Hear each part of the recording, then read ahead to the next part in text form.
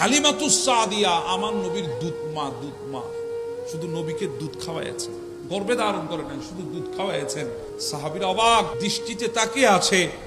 হালিমাতুস সাদিয়া আসতেছে, আমার নবী দাঁড়িয়ে নিজের কাঁধের চাদর মুবারক, হায় আল্লাহ, কালি কমলিওয়ালা চাদর, যেই চাদরের নিচে একবার যাওয়ার জন্য আমাদের জিন্দেগির তামান্না, যেই চাদরের নিচে আশ্রয় নেওয়ার জন্য আমাদের জিন্দেগির ফরিয়াদ, ওই চাদর আমার নবী বিছিয়ে দিয়েছেন, হালিমাতুস সাদিয়াকে বসিয়ে দিয়েছেন।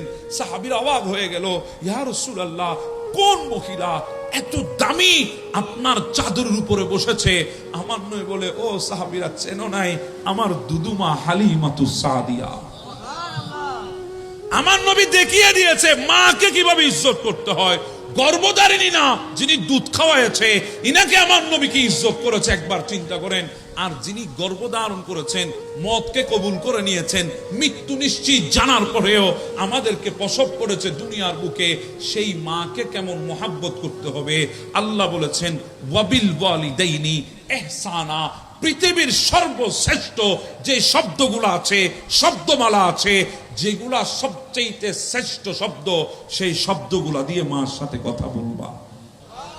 আমরা কি করি? যেগুলা রাস্তার রিক্সাওয়ালার সাথেও বলি না, সেই শব্দগুলা মায়ের সাথে গিয়ে বলি, আছে না? সেই শব্দগুলা বাবার সাথে গিয়ে বলি, আছে না? মা আর বাবা আমাদেরকে দুনিয়া দেখিয়েছে, দুনিয়া। আপনি একটা সেকেন্ডের হক আদায় করেন। হযরতে হাসান বসরি আলাইহির রহমাত যুগের শ্রেষ্ঠ তাবী,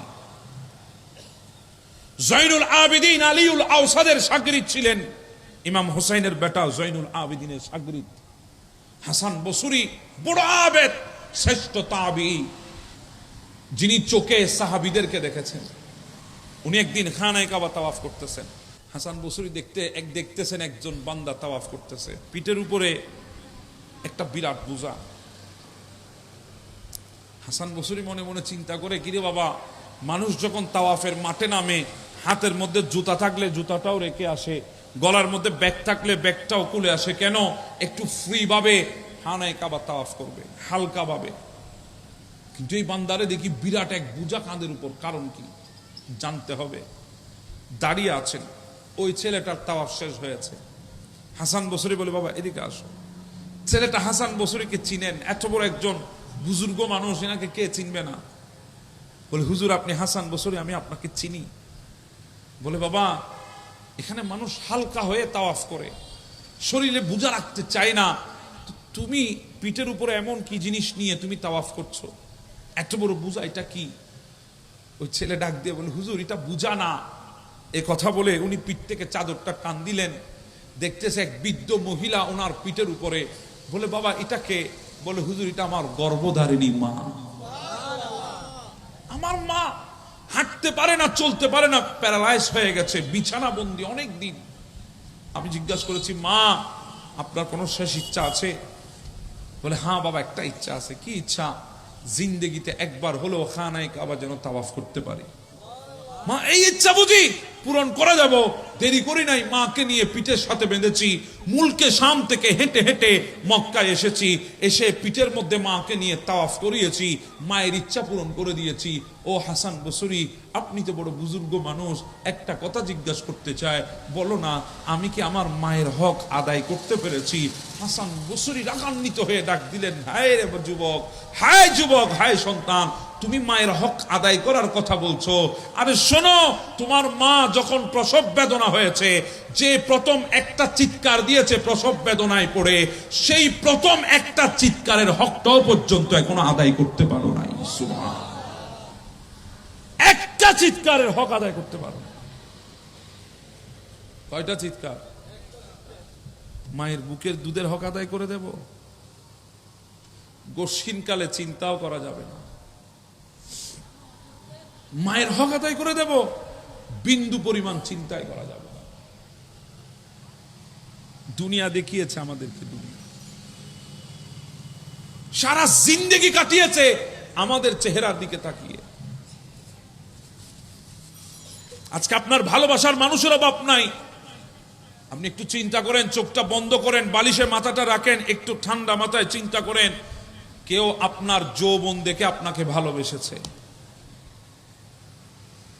কেউ মালফানি দেখে আপনাকে ভালোবেসেছে, কেউ তাকত দেখে আপনাকে ভালোবেসেছে, কেউ ক্ষমতা দেখে আপনাকে ভালোবেসেছে, কেউ আপনার ওই সুন্দর চেহারার ক্রাশ খেয়েছে।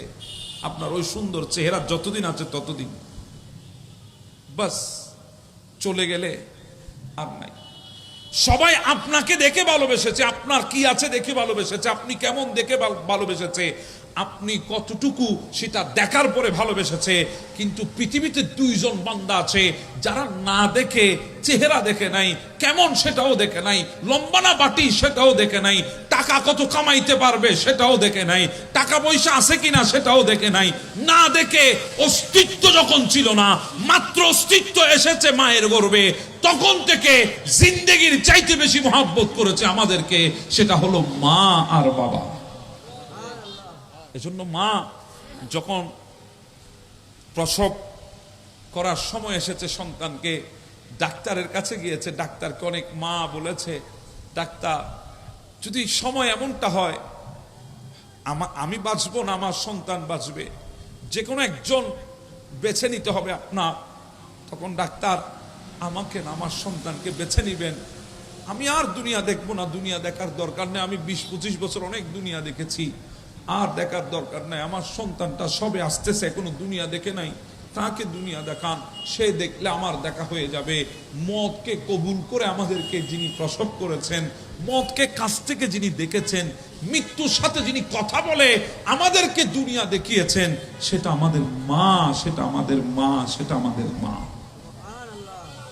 মতের সাথে কথা বলেছে, মতের সাথে। এজন্য আপনার কিছু থাক আর না থাক, আপনার হাত সালামত থাক আর না থাক, আপনার পা ঠিক থাক আর না থাক, দেখবেন মা বাবা আপনাকে ছাড়বে না। সবাই ছেড়ে যাবে, মা বাবা ছাড়বে না। আপনি জানেন যখন আপনার সব চলে যাবে, তখন আপনার বন্ধু বান্ধব আপনার কাছ থেকে মুখ ফিরিয়ে নেবে। যদি বাবা থাকে, তখনও বাবার হাতটা আপনার কাঁধের উপর এসে বলবে, বাবা চিন্তা করিস না, আমি এখনো বেঁচে আছি। এটা আর কেউ বলবে না, একমাত্র বাবা বলবে। বাবা, মা 9 মাস আমাদেরকে গর্ভে ধারণ করেছে, বাবা যতদিন নিজে কামাইতে পারি নাই ততদিন আমাদেরকে পিঠে বহন করেছে।